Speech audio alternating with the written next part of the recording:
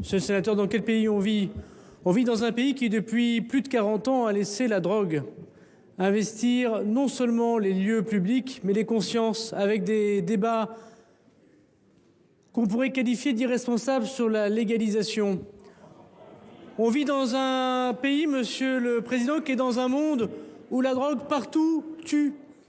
Et là où la drogue n'a pas été contrecarrée par l'ordre républicain, et il y a des narco-États qui habitent aux portes de l'Europe, aux Pays-Bas, en Belgique, parfois en Espagne, qui menacent les avocats, les hommes politiques, les policiers et qui mettent des contrats sur leur tête et qui parfois les assassinent.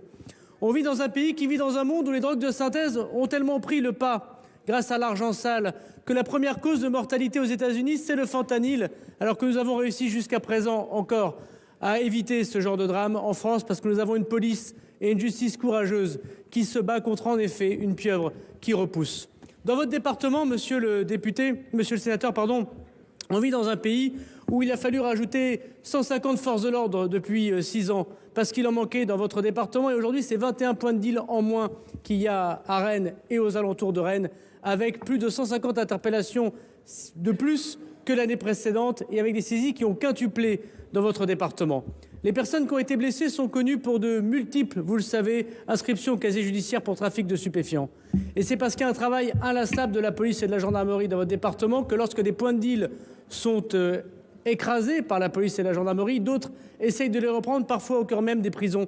Ce qui est d'ailleurs un problème que nous traitons avec le garde des Sceaux. Il y a aujourd'hui des trafics qui se poursuivent, vous le savez bien, de l'étranger. On peut remercier nos amis marocains qui, encore il y a quelques jours, ont arrêté un très grand dealer international. C'est le cas aux Émirats arabes unis, c'est le cas dans d'autres pays, mais aussi de nos prisons.